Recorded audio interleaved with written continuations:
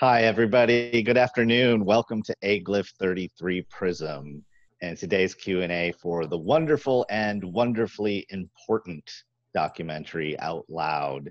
My name's Todd Hogan Sanchez. My gender pronouns are he and his. I am the vice president of the board of aGLIFF. And today we're welcoming three special guests. Gail Williamson and Jill Scheinfield are both accomplished individuals and are partners at Gemini Productions, where they produce nonfiction programming and documentary films for PBS, cable, and network broadcasters. Based in Los Angeles, they chase down stories all over the world. They have explored everything from Stonehenge to spaceflight and ancient mummies to advanced medical technologies. Their work has been acknowledged with Emmys, a Peabody, and other awards. Gail and Jill, thank you both for taking the time out of your schedule to talk with us today.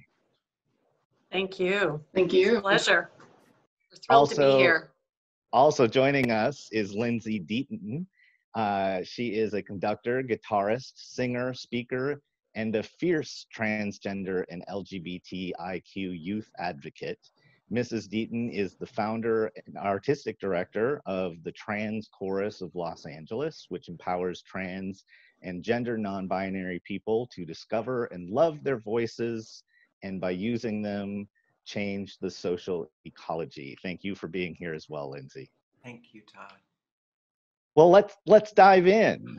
Lindsay, I'm going to start with you. I'd love for you to tell us about what led to the creation of this chorus and why it was so important to you at the time to start and do this venture. Well, thank you for your question, Todd. This chorus was birthed back in 2015. I lived in Cincinnati, Ohio at the time, and I had been in conversations with Joe Nadeau, the artistic director of the Gay Men's Chorus of Los Angeles, about starting a trans chorus. We had been talking about it since September of 2014 when we met in Cleveland. And so the idea, the genesis, for creating community within the transgender communities of Los Angeles, has been going on for about 6 years. And there was no trans chorus really in the country operating at that point. There had been one in Boston, Butterfly Music, but they were on hiatus. And so in the summer of 2015, we began meeting. And our very first rehearsal was in October of that year. And the first performance was at T-Door in November 20th in the city of West Hollywood. Gail and Jill, how do two cisgender women who have spanned the globe documenting space, mummies, and medical technology end up finding out about this chorus? And what interested the both of you in telling their story? You want me to jump in, Jill? Yeah. I've been living in West Hollywood for 3 decades, and I consider myself very much an ally of the LGBTQ community. Friends, family, etc. identify as such, and I've always felt embraced and have always embraced the community. I heard about the trans starting up in a local newspaper, and I thought, this is historic. This is going to be one for the history books.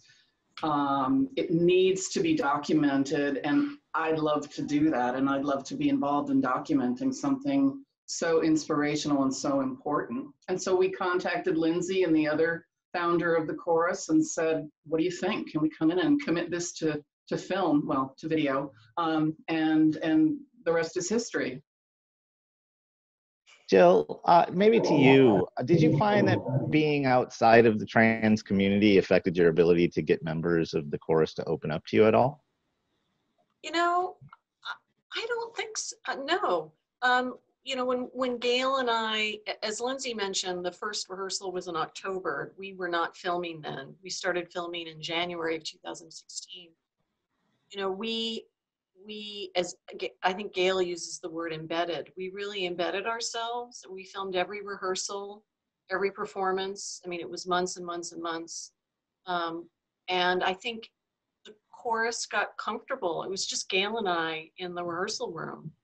week after week after week. You know, Gail with camera, me with sound, and we kind of just, we were in the background, very quiet, and I think everyone got comfortable with us, and we filmed the portraits with people at home or work or outside of the chorus. We did all of that after all of the, you know, months and months and months of rehearsals and performances. So I think people got comfortable with us because we just been around. We were around so much, and you know, we were really embraced, and everyone.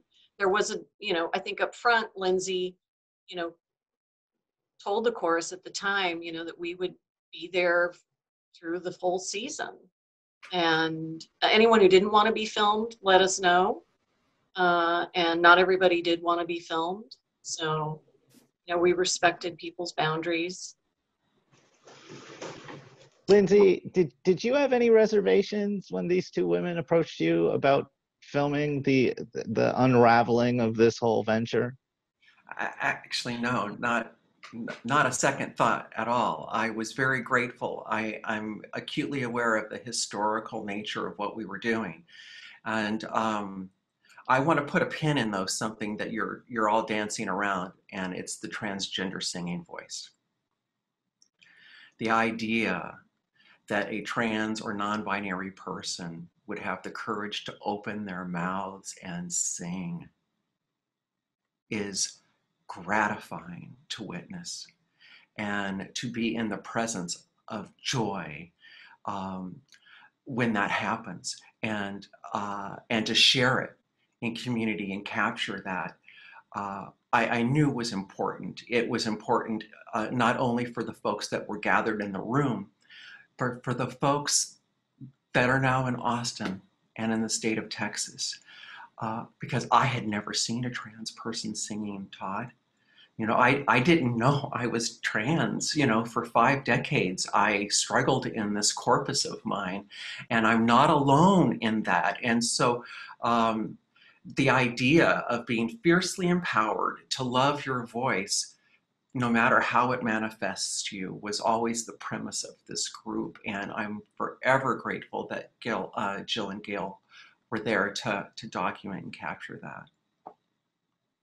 I'm so glad you brought that up, Lindsay. I mean, one of the things that was most fascinating to me in watching the documentary was it strikes me that anytime a new group comes together to sing together, there are challenges. There are varying levels of talent and training. There's life circumstances. There's personality conflicts. When you consider the challenges that this particular group of individuals faced, how did that challenge you differently than any other chorus or musical collaboration? Because you've had quite a resume of working in music and with choruses. Like, how was this different? And did anything surprise you when you got into it? Oh my goodness gracious. So yes to all of it, Todd. There was constant surprises and constant situations. And you know, community can be glorious and community can be messy, and that's also in choruses. And so when you add community and community choruses, and yeah, there's all of it. And coupled with the great disparity in talent in level, you know, of folks having ability to know dots and lines in front of them versus nothing. I mean, it was really vast. And so I constantly found myself challenged to get to the end of the season. And that's why I'm so grateful that, you know, Jill and Gail got this, because this was a group by and large that hadn't sung in choruses before. I mean, I think out of the 24 or so that we ended the season with, 1 or 2 had ever been in like an organized musical group, and several had been in just rock bands, and that was about as good as we got. And so there was a lot of teaching. There was a lot of teaching. Gail and Jill, did any of that affect how you shot the film?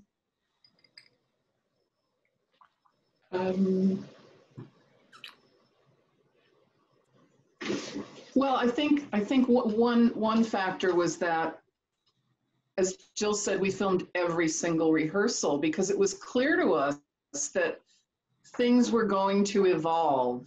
Confidence level, understanding of music was going to evolve. The friendships that were developing between the choristers, and that we couldn't miss any of it. We had to track it from the beginning to the end to really get it and know that we had it. So, you know, it wasn't just, well, we'll drop in this week and film the rehearsal. We were there for everything, and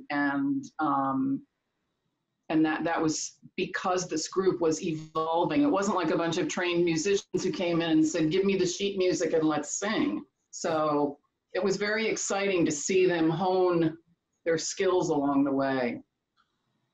Or not.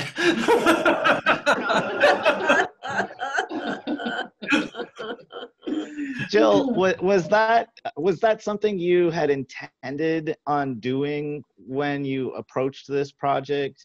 Or, you know, when you the opening meeting, when everybody's getting together for the first time, like, you guys were in that room experiencing it just like everybody else, the chorus members and Lindsay. Did the project unravel any differently than you had preconceived it would once you attended that first night? Well, let's see. Okay, so the very first rehearsal that you see in the film from October 2015, Gail and I we weren't there. We did not film that. Someone else did, and they generously let us use the footage in the film. But when we started in January, you know, we covered 6 months of rehearsals and performances, and I think, you know, when we started filming, we weren't sure, you know, how many were, as Gail mentioned initially, we thought maybe we could drop in every now and then we realized we couldn't. Choristers were also coming and going. So, you know, we were tracking with that. And I think, you know, at the time, I don't think we realized we were going to be shooting as much as we did in terms of hours. You know, by the time we were done filming all the rehearsals, all the performances, you know, the performance at UCLA in May, there were performances at Pride in June. There was shooting over that summer and into the fall. You know, we and amassed the following spring, that, you know, these ladies followed us for another year after this. And so, you know, the story that they're telling is the genesis, but they got a lot. Yeah, I mean, we ended up with about 180 hours. So we were not anticipating shooting that much, but we also didn't really know where things were going to go with the story.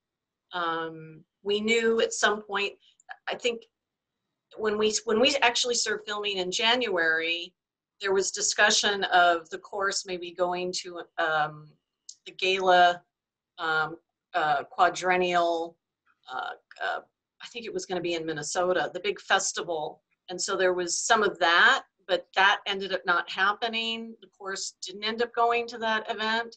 So there were shifts along the way about where, you know, certain things we'd be filming or not filming. And at one point we thought maybe the film might end with the beginning of season 2 and seeing people auditioning for season 2. But, you know, in the editing room, it just all came together where it seemed like we really needed to end the story and the film with the concert at UCLA, that needed to be the culminating moment. Did I answer? Yeah, you did. Yeah. Thank you. Okay. It's interesting to me that you mentioned you went back and chronicled the individual stories after sort of filming a lot of this footage of the chorus as a group. I wonder if you guys were planning on doing that. Were you planning to just tell the story of the entire chorus, or did you intend from the beginning to tell the individual stories of each of its members as well? Well, I think oh, go ahead. Yeah. Well, we were always interested in the individual stories, and the issue was, would people trust us enough to share them with us? And fortunately, they did. So we'd always had the intention of focusing on Lindsay's story and on any of the choristers' stories. And, we're very grateful that so many of them did choose to share a slice of their life with us. Lindsay, was there anything that was off limits to you beforehand? Did that change once the project started at all? I don't. Let me understand your question about what's off limits. Well, when you agreed to do this, was it going to just always be no holds bar and a wide open door, or were there any limits that you gave Gail and Jill before they started recording? Okay, well, I'm glad. I'll frame it in another kind of answer. How's that? Perfect. This chorus is in Los Angeles, Todd. There were countless offers for reality show kind of film video opportunities, to have awful auditions, all of this kind of stuff. And more than anything else, my role has been to fiercely empower these voices and to celebrate and lift them up, and not in any way, shape, or form allow them, or the beautiful spirits who sing them and produce, to be shown in an inferior kind of light. It wasn't going to happen. And so if you mean, was there any kind of, controls on it or restrictions? Absolutely, from that standpoint. But I think Jill and Gail, from the get-go, their intent was always to celebrate what they were experiencing. And I knew that, and everybody else did too. And that's the great thing. And also, Todd, Lindsay was part, we screened versions of the film as it was coming together for Lindsay, because we never wanted to hit a false note, no pun intended. So we're very grateful to her, to you, Lindsay, for taking the time to look at it in its rough state and help us along the way to get it right. Well, but it wasn't just me. I think, one of the things that the chorus members themselves were allowed to buy in was their own contributions and how they contributed and how much they were willing or not willing to share. And for that, we are eternally grateful. We're just very grateful. Jill, I think I remember reading and doing some research for this Q&A today, and I think it was a recent interview, maybe just in prep of this festival with the Austin Chronicle, if I remember correctly, that I read that you did some screenings for some of your friends, and there was this sentiment of wanting some additional sort of transgender 101, I think is what you called it. Can you talk to me a little bit about how you dealt with that in the end?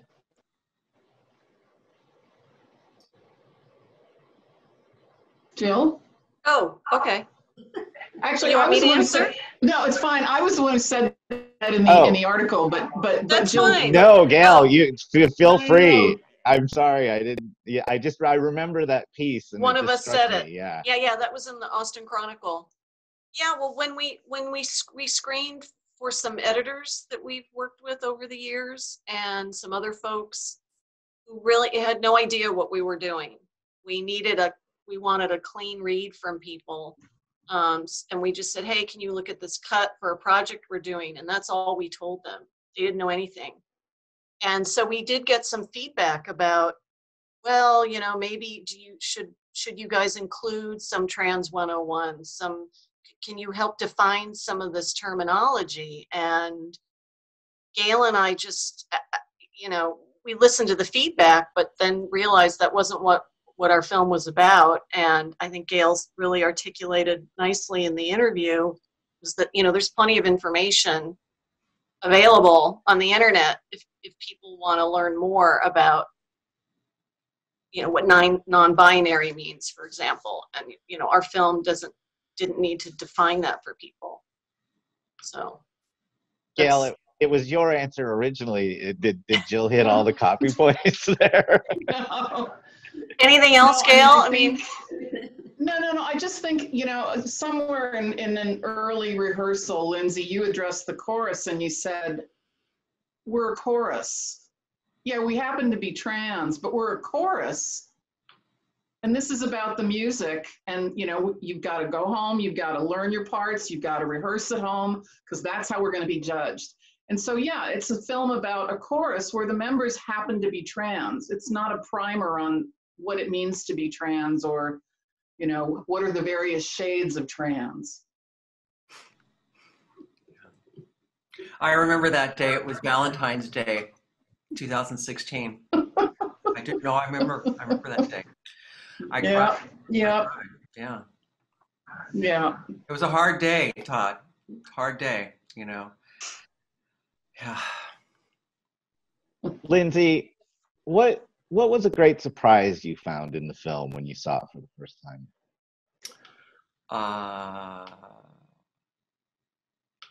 There's a lot of moments, Todd, of reactions and looks and giggles and smiles and just utter joy. And, when you endeavor in a project and you're serious, unfortunately, like I am, it's hard to maybe sit back and see all the fun stuff, because I'm always myopic about what's the next kind of thing. And so, to see what Jill and Gail were able to capture, while I wasn't around, and to peek into these, wonderful lives. Most importantly, I think that's really the great surprise for me. Gail, I'll throw it to you next. On the other side of the camera and the project, what was the great surprise for you in this story when you finished? I will admit, I got an education in transness. I had a lot to learn when I started the film. I had a lot to learn. And I think that what struck me about the members of the chorus, about Lindsay, was just the diversity of the folks in the chorus, the different ages, the different perspective on transness that comes with being 22 or being 70. The one chorus member was 70. And the fact, I think what struck me the most was how trans people, more than any other people I've ever met, know themselves. They've had to come to a realization about themselves that most individuals never even look at themselves that closely. And so I find they are incredibly brave, incredibly insightful, and truly self-aware in a way that just really took me aback. Jill, any big surprises for you? I think Gail really nailed it for, what Gail just explained. Gail and I would discuss a lot in the editing room, and I know that I think she explained it great. You got the good fortune of knowing the question was probably coming to you, but the bad fortune. I know. Everything's been said, right? No, that's great. Yeah. Well, we do have a question from the viewers. Jim writes in, 180 hours of footage is incredible. Did you ever consider turning this into perhaps a limited episodic series and not a documentary, or do you think you could spin off on this as an episodic series moving forward? Well, 180 hours isn't that much for a documentary. Some of the things we've done other things with 80 hours or 100 hours. So it's not that much when you talk about documentaries. But I also think the nature of we considered making the film longer, but I think it's at its right length, because filming rehearsal after rehearsal after rehearsal after rehearsal, there's a sameness to the footage. You've got to pull out the highlights, you know, and I don't think it would lend itself with the footage that we have to a series. Right. We would have tried that. Yeah. No, I mean, and I can clarify, of that 180, probably 80 of that was rehearsals. So, you know, a third. But yeah, we were aiming, initially we did want to try to make it a feature length, like 70 minutes, 80 minutes, and it didn't work out that way. But certainly, you know, some people have asked us, oh, well, what's Nicole up to now? Or, you know, because it's 4 years later that so we could follow some of the people, you know, half the choristers we filmed are not in the chorus anymore. So we could follow up with some of them, but we don't have any of that material shot. Thanks for the idea, though, Jim. Actually, you know, there is some stuff that, you know, Jill and Gail could draw from that I know happened over the summer and in season 2. You know, one of the things that's really important to acknowledge here is that everything that this chorus did was always a first. It was always the first trans chorus, you know, to sing out in West Hollywood. It was the first trans chorus ever to sing in a city council building or Dodger Stadium, or it was always a first. And Jill and Gail were able to capture a lot of those firsts. So the footage was shot several years ago. Lindsay, is it the 4th or 5th season that we're currently in? About to start. Just finished 5. Just finished. Yeah. 5th. Yeah. So going into the 6th. Yeah, the 5th anniversary is this coming October. Exactly. And am I correct in saying you're no longer with the chorus, Lindsay? Right. Yeah. Can you tell us about the progression while you were there and since the filming, and what were your reasons for stepping back? So year 2 found the chorus in a project doing a world premiere of the entire David Bowie Ziggy Stardust cycle. And that was in the spring of 2017, and it sold out. It was crazy good. And Jill and Gail actually did get a 5-camera shot of that. And it was brought back in the summer. And I am now in San Diego, California. I've been taking care of my mother, who unfortunately passed this past January, but I'm taking care of 2 almost 90-year-old twins who live above me. It's my wife's mom and her aunt. And I've been able to start the San Diego Queer Youth Chorus. It's the only queer youth chorus in California for kids. And I've got a bunch of other projects going on. So I'm still in Southern California.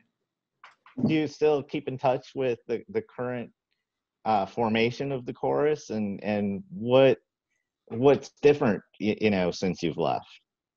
I am friends with many of the folks that still sing with the chorus. And, you know, unfortunately, Todd, this pandemic has knocked the wind out of every singing or performing arts organization in the world. We are all waiting. And this is really, you know, something to the social aspect of chorus was always as important as the musical component of chorus. And, you know, one of the sort of the features of every Sunday rehearsal is mealtime. I mean, we break for a solid meal, a half hour, and it's not just snacks. It's not pretzels and mustard. It's like full-on potluck. And that's one of the things that I've brought to my kids down here in San Diego, and they look forward to my wife's lentil soup. And so I see Jill and Gail, you know, it was one of the things that we, you know, mealtime was a very big thing for our group. And I'm confident that that tradition still exists. Well, Lindsay, it's good to hear that you're on to new endeavors and plugging in places and creating new stuff. It seems like You're one of those visionary people that steps in and really takes on the challenges that are necessary in society. So for that, I thank you. You know, it's selfish reasons, Todd. I am an artist and I like to create. And the creative process, when you're an ensemble person, demands collaborative artists. And so I am eternally grateful for folks who are brave enough to show up and keep coming back. Before we leave, Gail and Jill, what for you guys? What are you working on? Well, we're stalled because of COVID. We have a few ideas for things, but we're kind of stalled until we can get out and about. But we have a couple other documentary ideas that are just kind of percolating. And we've been just very busy getting this film finished finally. Yeah, it was a long, many years on and off to get it finished, and then COVID hit. And aGLIFF is our second festival. We have many, yes, yay. And we've been accepted to, I think, 8 or 9 more as of today. So we're still waiting to hear back. So we just really want people to see the film. We really want to get it out there. We're talking to a distributor. We've submitted it to POV on PBS. We won't know for several months about that, but you know, I think our project now is to really make a push to get the film seen by as many people as possible. It's a really remarkable, wonderful piece of work. Congratulations to all of you. Thank you. Jill Scheinfield, I'm saying that correct, right, Jill? Yes, Scheinfield, yes. Jill Scheinfield, Gail Williamson, and Lindsay Deaton. It's been my great pleasure to talk with all 3 of you today. Thank you so much for taking the time, and thank you for being a part of aGLIFF. We just are so excited to have this film part of the festival. Todd. Thank you, Todd. Thank you, Todd. You're very great. It's a real honor to be a part of it. Yeah. We do have a tradition, Todd. Okay. The tradition and how we end all of our gatherings together. Well, don't let me stand in the way. You guys go ahead. But before I do that, my dear Gail Williamson. I'm sorry. Yes, and I thank you, Gail, for everything you are and do. I thank you, Jill, for everything you are and do. Bears, I thank you for everything that you are and do. And Todd, thank you for everything that you are and do. Lindsay, thank you for everything you are and do. You are a remarkable human being, and it's a pleasure to know you. I'm an Austintonian, I told ya. I know. Lindsay was born in Austin. We love that. For everybody else out there, thank you for joining us or for watching the Q&A and the film. Please visit aGLIFF.org/schedule for the remaining items on the list, and there are many.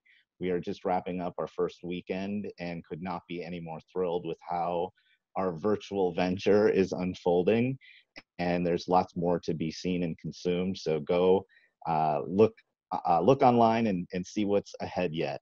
Again, to these 3 wonderful women, thank you so much, and thanks for stopping by today. Thank you. Thanks, Todd. Thanks, Todd. Thanks, Bears.